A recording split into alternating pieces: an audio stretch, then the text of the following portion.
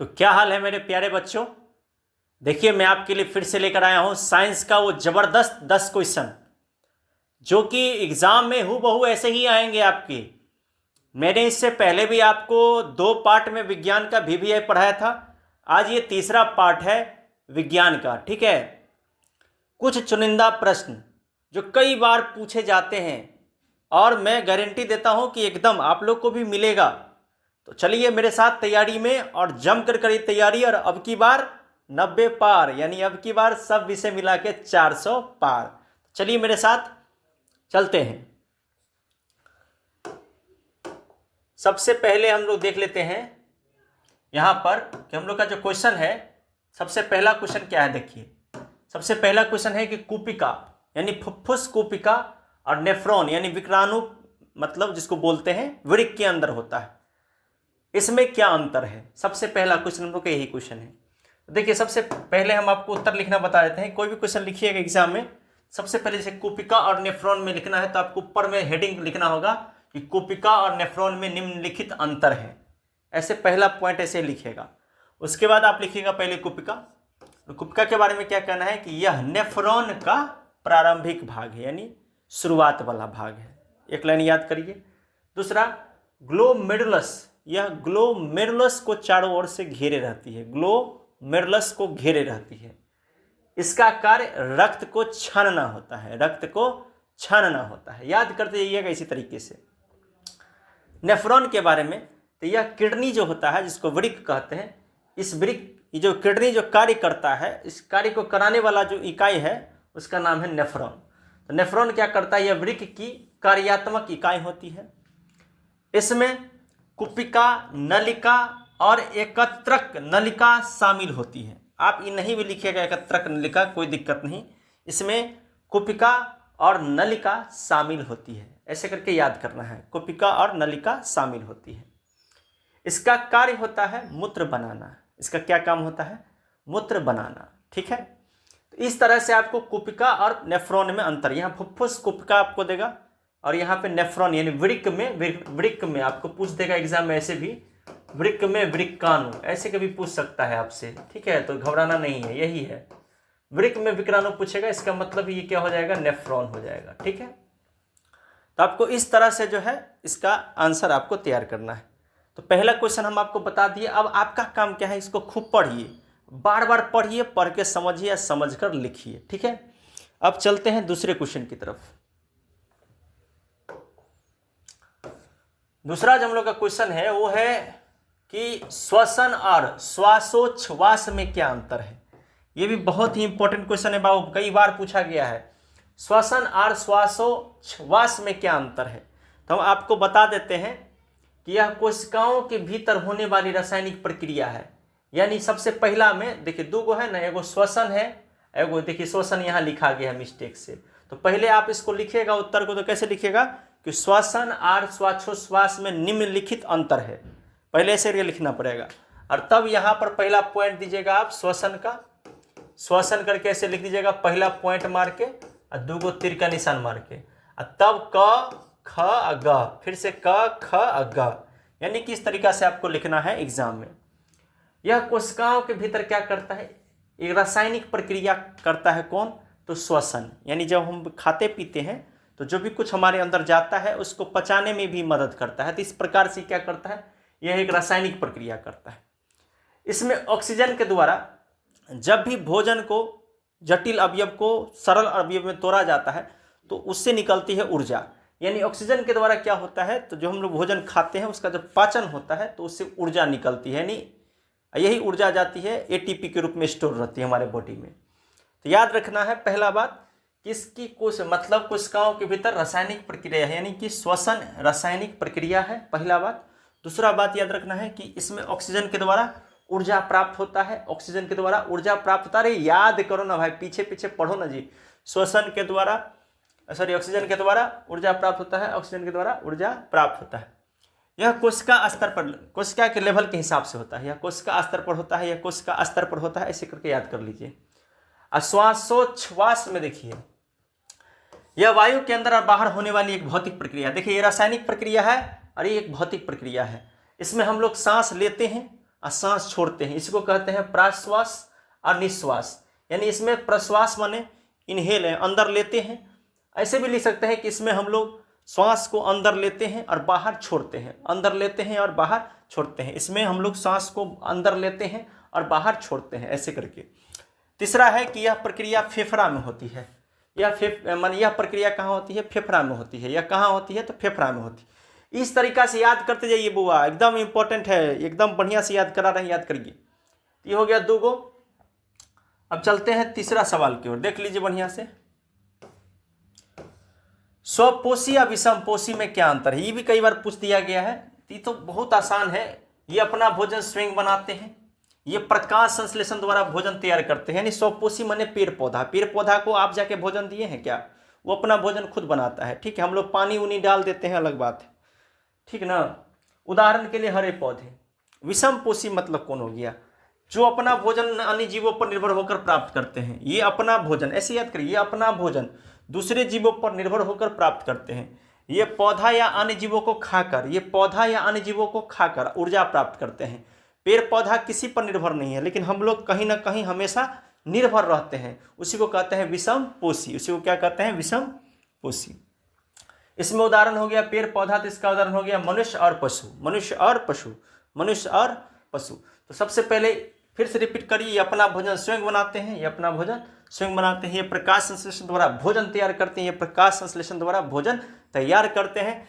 उसके बाद हरे पौधे उदाहरण हो गया, ये अपना भोजन अन्य जीवों पर निर्भर होकर प्राप्त करते हैं, ये अपना भोजन अन्य जीवों पर निर्भर होकर प्राप्त करते हैं। रटते जाइए, याद करते जाइए, लिखते जाइए।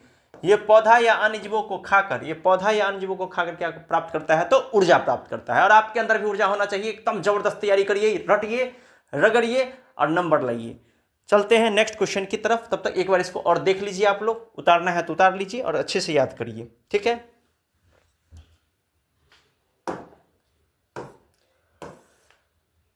चौथा देखिए, ये बहुत ही इंपॉर्टेंट क्वेश्चन है, समझे। उष्माशोषी और उष्माक्षेपी अभिक्रिया में अंतर उदाहरण के साथ लिखिए। देखिए, उष्माशोषी अभिक्रिया किसको कहते हैं? इसमें ऊर्जा बाहर से अवशोषित की जाती है और अभिक्रिया के समय तापमान इसमें क्या होता है? तो घटता है। यानी कि उष्माशोषी और उष्माक्षेपी अभिक्रिया पूछ रहा है। इसमें उष्मा बाहर से अवशोषित होती है, अभिक्रिया के समय तापमान घट जाता है। इसी अभिक्रिया को क्या कहते हैं? उष्माशोषी कहते हैं। उदाहरण के लिए जैसे हो गया प्रकाश संश्लेषण। दूसरा देखिए उष्माक्षेपी, इसमें ऊर्जा माने इसमें उष्मा जो है उत्सर्जित होती है।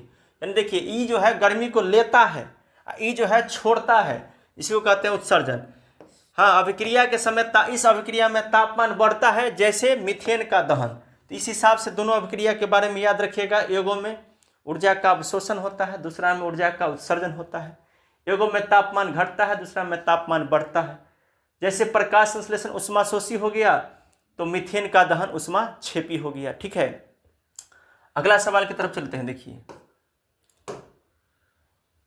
धातु और धातु में रासायनिक माने अंतर। देखिए, दो अंतर होता है, वो भौतिक अंतर अलग उसका उत्तर होगा। कुछ से कुछ नहीं लिख दीजिए। देखिए, ध्यान दीजिए, धातु और धातु में भौतिक अंतर अलग हो गया, जिसमें कहते हैं ना कि धातु को पीट कर पतला चादर बना सकते हैं, धातु में आवाज होता है, धातु में चमक होता है, वो हो गया भौतिक अंतर। यहाँ क्वेश्चन पहले पढ़िए, रासायनिक अंतर पूछ रहा है। देखिए, रासायनिक अंतर ध्यान दीजिए बुआ बढ़िया से। तो देखिए, ऑक्सीजन से अभिक्रिया कर क्षारीय ऑक्साइड, मतलब धातु जो है ऑक्सीजन से अभिक्रिया करता है तो क्या बनाता है? क्षारीय ऑक्साइड।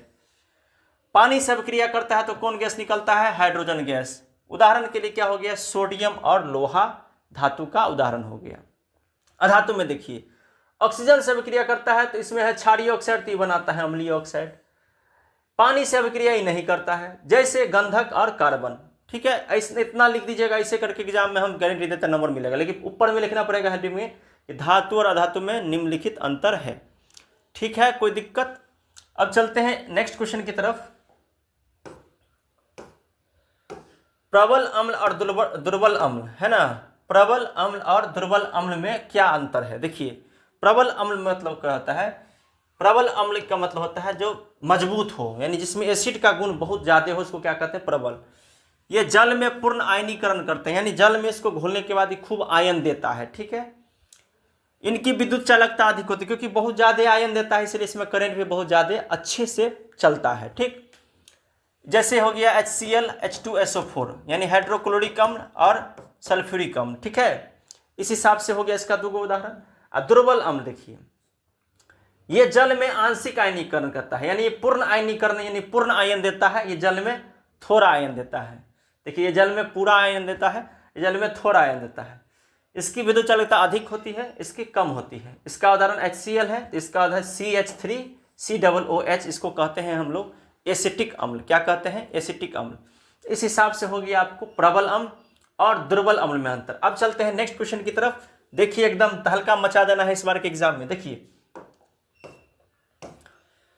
धमनी या शिरा में अंतर लिखिए, बहुत बार पूछा गया है और बहुत इंपॉर्टेंट क्वेश्चन है। देखिए धमनी, ये हृदय से रक्त को बाहर ले जाती है, इसमें रक्तचाप अधिक होता है, इसमें वॉल्व होता है उपस्थित, माने वॉल्व जो होता है ना, वॉल्व कुप्पी की तरह वॉल्व होता है, इसमें नहीं होता है। शिरा देखिए रक्त को हृदय की ओर ले जाती है, इसमें रक्तचाप कम होता है, इसमें वॉल्व उपस्थित होता है। ऐसे ही करके अंतर याद रखना है। हृदय से रक्त को बाहर कौन ले जाता है? धमनी। रक्त को फिर हृदय में कौन लाता है? शिरा। रक्तचाप यानी जिसको हम लोग प्रेशर कहते हैं, ब्लड प्रेशर, इसमें होता है और इसमें कम होता है, इसमें अधिक होता है, इसमें कम होता है। इसके अंदर वॉल्व पाया जाता है यानी कुपिका, और इसके अंदर वॉल्व नहीं पाया जाता है, ठीक है। इसमें पाया जाता है, इसमें नहीं पाया जाता है। इसी तरह से अंतर आपको याद करना है, आसान भाषा में इतना लिख दीजिएगा, पक्का एग्जाम में आपको नंबर मिलेगा, गारंटी है। चलिए अगला चलते हैं। देखिए अगला सवाल है, संतृप्त हाइड्रोकार्बन और असंतृप्त हाइड्रोकार्बन में अंतर लिखिए, ठीक है। संतृप्त हाइड्रोकार्बन और असंतृप्त हाइड्रोकार्बन में अंतर लिखिए। ये तो कई बार हम पढ़ा चुके हैं, वैसे फिर भी पढ़ लेते हैं। देखिए इसमें केवल एकल बॉन्ड होता है, यानी C के बीच जो है एकल बॉन्ड होता है, यानी कार्बन के बीच एकल बॉन्ड होता है। इसको क्या कहते हैं? संतृप्त हाइड्रोकार्बन। क्या कहते हैं? संतृप्त हाइड्रोकार्बन। उसके बाद ये क्या होता है कि ये उतना ज़्यादा क्रियाशील नहीं होता है, उतना ज़्यादा इसमें रिएक्शन नहीं होता है, ठीक है। जैसे में हो गया मीथेन, एथेन, यानी मीथेन CH4, तो C एगो है और H इसके चारों साइड लग जाएगा, सिंगल बॉन्ड हो जाएगा। इसी को क्या कहते हैं? संतृप्त हाइड्रोकार्बन। अब देखिए असंतृप्त हाइड्रोकार्बन किसको कहते हैं? जिसमें डबल या ट्रिपल बॉन्ड हो, यानी डबल हो या ट्रिपल बॉन्ड जिसमें हो जाता है, उसको क्या कहते हैं हम लोग? तो उसको कहते हैं हम लोग असंतृप्त हाइड्रोकार्बन। क्या कहते हैं? असंतृप्त हाइड्रोकार्बन। इसमें द्वि या त्रिबंध होते हैं, ये अधिक क्रियाशील होते हैं। जैसे उदाहरण पूछेगा तो एथीन और एथाइन, क्या याद रखिएगा? एथीन और एथाइन, क्या याद रखिएगा? एथीन और एथाइन। इससे पहले वाला वीडियो में भी हम बहुत सारा अंतर वाला क्वेश्चन पढ़ाए हैं, उसमें बहुत सारा पढ़ा चुके हैं, आप लोग जाके देखिए। 2 वीडियो पढ़ाए हैं, लगभग 30 क्वेश्चन पढ़ाए हैं। 30 क्वेश्चन जाके देखिए, और ये 10 क्वेश्चन 40 क्वेश्चन पढ़ा रहे हैं। इसमें से 5 से 7 क्वेश्चन देखिएगा आपके एग्जाम में हूबहू आ जाएगा, एकदम गारंटी है, फर्स्ट सिटिंग में भी और सेकंड सिटिंग में भी। तो तैयारी जाके जम के करिए। ये हो गया 8वां नंबर क्वेश्चन। अब चलते हैं 9वां नंबर क्वेश्चन की तरफ। देखिए 9वां नंबर क्वेश्चन देखिए, प्रश्न खनिज और अयस्क भी हम पढ़ा चुके हैं पहले वाले वीडियो में, फिर से हम आपको दोबारा पढ़ा रहे हैं कि खनिज क्या होता है। ये प्राकृतिक रूप से पाया जाने वाला ठोस पदार्थ है, जिसको हम लोग खनिज कहते हैं। इसमें धातु की उपस्थिति नहीं भी हो सकता है और हो भी सकता है, ठीक है। जैसे कैल्साइट और क्वार्ट्ज, ये क्या हो गया? खनिज हो गया। अब उस खनिज के अंदर होता है अयस्क। ये ऐसे खनिज है जिनमें धातु को लाभकारी रूप से निकाला जाता है। खनिज के अंदर से जो निकाला जाता है मेन चीज धातु, उसको क्या कहते हैं? अयस्क कहते हैं। इसमें धातु की मात्रा अधिक होती है, जैसे बॉक्साइट हो गया एल्युमिनियम के लिए, हेमेटाइट हो गया लोहा के लिए। यानी हेमेटाइट के रूप में लोहा मिलता है और बॉक्साइट के रूप में एल्युमिनियम मिलता है। लेकिन पूरा खनिज जो है, सारे खनिज अयस्क नहीं हो सकते, लेकिन सब अयस्क जो है खनिज हो सकता है, ठीक है। इस तरह से इसका बात होता है। ये सब हम पहले वीडियो में पढ़ा चुके हैं बहुत बेहतरीन ढंग से, आप जाके देख सकते हैं, उसमें भी पढ़ाए हैं। खनिज और अयस्क में अंतर पढ़ाए हैं, ठीक है, उसमें भी पढ़ाए हैं और दोबारा पढ़ा रहे हैं। दोबारा पढ़ाने का मतलब हो गया कि ये क्वेश्चन ज़्यादा भी आए हैं, ठीक है। तो चलते हैं अब अगले क्वेश्चन की तरफ। देखिए जो नया है, अगर पहली बार देख रहे हैं तो बहुत सारा हम पढ़ाएं, SST का VBI पढ़ा चुके हैं, है ना। उसके बाद जो है आपको मैथ्स का पढ़ा रहे हैं VBI, इस तरह से बहुत सारा पढ़ा रहे हैं। आप लोग ध्यान देके देखिए, उत्तल लेंस के फोकस और अवतल लेंस के फोकस में अंतर। यह वह बिंदु है जहां समांतर आने वाली प्रकाश किरणें लेंस से होकर गुजरने के बाद एक बिंदु पर मिलती है, ठीक है। पूछेगा उत्तल लेंस का फोकस और अवतल लेंस का फोकस में क्या फर्क है, तो आपको मालूम है कि उत्तल लेंस अवतल, यह वह बिंदु है जहां समांतर आने वाली प्रकाश किरणें लेंस से होकर गुजरने के बाद एक बिंदु पर आती हुई, मतलब मिलती हुई प्रतीत होती है, ठीक है, एक बिंदु पर, ठीक। और देखिए इसलिए इसका नाम है अभिसारी लेंस। इसका फोकस वास्तविक होता है। वहीं पर यह वह बिंदु है जहां समांतर आने वाली प्रकाश किरण लेंस से गुजरने के बाद क्या होता है, ऐसा प्रतीत होता है कि वे एक बिंदु पर विचलित हो रहे हैं, ठीक है, ऊपर की तरफ माने विचलित हो रहे हैं। तो इस हिसाब से याद रखिएगा, एक बिंदु पर मिलता हुआ प्रतीत होगा तो हो जाएगा उत्तल लेंस का फोकस, और विचलित होता प्रतीत हो जाएगा, वहां से विचलन हो जाएगा, यानी तितर बितर जिसको कहते हैं, उसको क्या कहते हैं, अवतल लेंस का फोकस। तो इस प्रकार से आप लोग इसको रटते जाइए, बढ़िया से इसको याद करते जाइए, ठीक है। एक देख लीजिए बढ़िया से। तो इस हिसाब से हम आप लोग को पढ़ा दिए 10 क्वेश्चन आज एकदम बढ़िया से। आप लोग जम के करिए तैयारी और खूब बढ़िया नंबर लाइए। सबका रिजल्ट इस बार 90 पार सभी विषयों में जाएगा, ये गारंटी है मेरा। तब तक के लिए धन्यवाद। राधे राधे।